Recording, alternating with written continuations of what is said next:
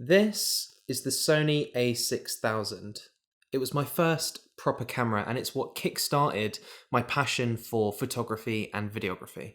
This camera actually means a great deal to me. Maybe I should put it in a glass box on display somewhere. Actually no, because I still actually use this sometimes. So you're just starting out and you want to dip your toe in the world of photography and videography and you're thinking about picking up this camera. Well, let me give you some reasons for and against why or why not you would want to buy this camera. A few of you have been asking me what my take on this camera is, and as a whole, this camera is awesome. It's a brilliant, brilliant camera, but there are a few things that you should be aware of that might affect you, later on down the line. So let's get into it. So let's start off with where this camera shines. Size and weight. This camera is really small. You can hide it behind an iPhone 15 Plus. So, it's smaller than an iPhone Plus, like 14 or 15 Plus, for size reference.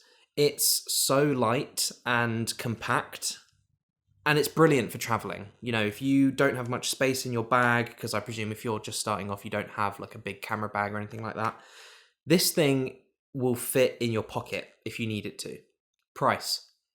You can get this new on Amazon with a kit lens for about £599.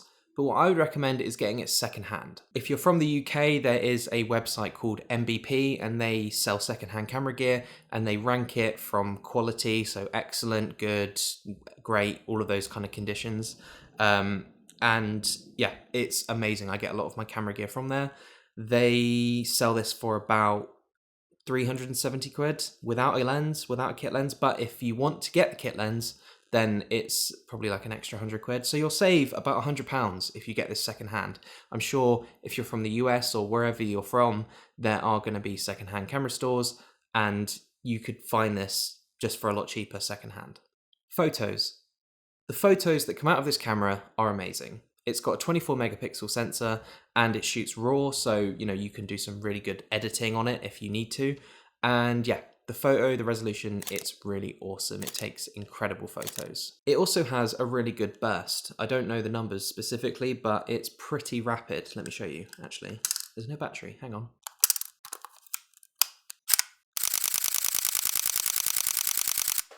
Pretty rapid. It does have a flash, but I don't use it. It's just so light and compact, you just want to just throw it. Don't do that. Overall, if you're just starting off, it's a really good photography camera. HD video.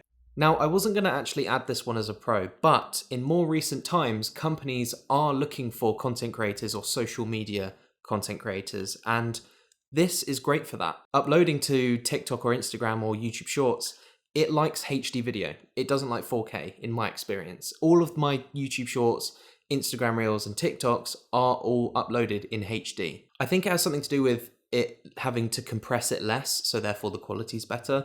But yeah, this shoots HD video, not 4K, and that is a downside, but we'll get to that later.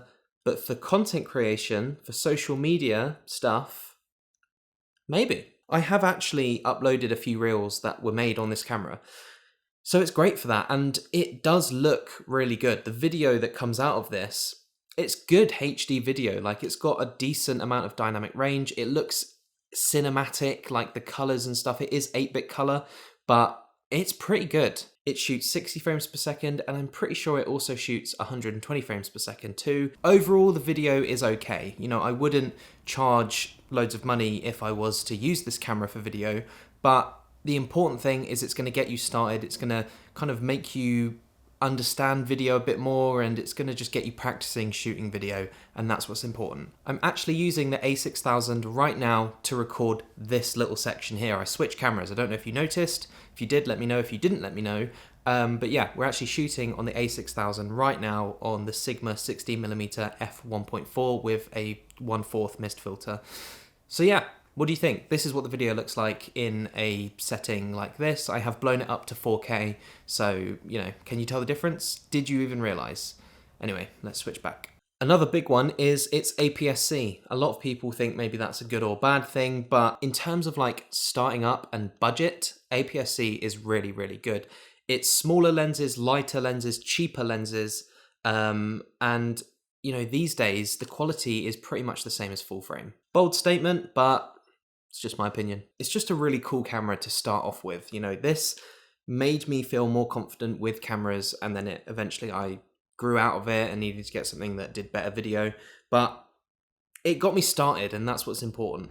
If you're enjoying this video, then make sure you subscribe to the channel. We are so close to hitting 2,000 subscribers, which is incredible. I cannot believe that. It's insane. Also follow me on Instagram and TikTok. That is where I post all of my short form content. So if you want to see more content from me, make sure you check those socials out. They'll be the first 2 links in the description.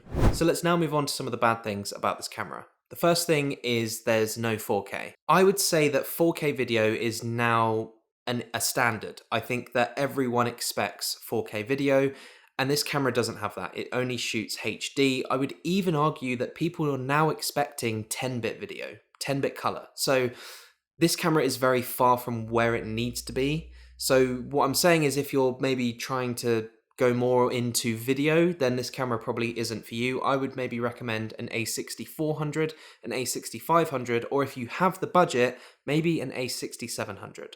The battery life. The battery life on this camera isn't great because the batteries are old. It's a very old kind of battery system. They are just not very long lasting, and that's just the way it is. You have to keep charging them up. I think I've got like 4 or 5 batteries for this camera. I also have an a6500 and that uses the same battery. So yeah, the battery life isn't great, but if you have a lot of them, then it's probably fine. I'm finding that if I am using the a6000 or the a6500, I am having to charge batteries all the time. The batteries are now getting quite old, so they don't stay charged. They do lose charge a lot if you don't use them. So yeah, it's just something that you need to consider and be aware of. The age of this camera. This year, the a6000 turned 10 years old. It came out in February 2014, which, you know, doesn't seem that long ago, but for a camera, that's pretty old. So it's quite slow, it's quite glitchy, it's quite frustrating to use, the menu system's old, and it's just, yeah. So if you're looking for a camera that is going to be more future-proof, I wouldn't recommend this one because it is already 10 years old. And think about how far technology has come since 2014 to now. In terms of cameras, it's insane. The grip on this camera is really, really small. I mean, I guess if you're just starting off, it doesn't matter too much. You can also put a cage on it, which will kind of like beef it out a bit more.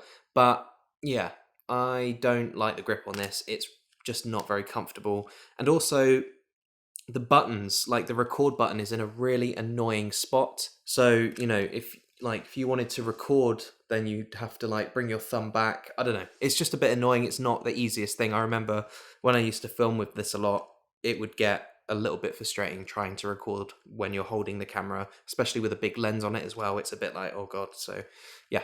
Okay, so here's my take. I think if you're just starting off with photography, then this camera is great. I think that you'll be absolutely fine. The photos are really, really good. The resolution of the photos are pretty good as well. So yeah, if you're just starting off and you're wanting to start off in photography, then yeah, why not? This camera's pretty good. However, if you are wanting to go down a more of a video route, like a videographer or content creator, I would seriously suggest getting something like an a64, an a65, or maybe an a67, because the fact that this camera doesn't shoot 4K is a bit of an issue. You know, it's not future-proof at all in terms of video, so yeah, I wouldn't recommend it for video. If you are wanting to purchase this camera, then there is a link in the description to where you can find it.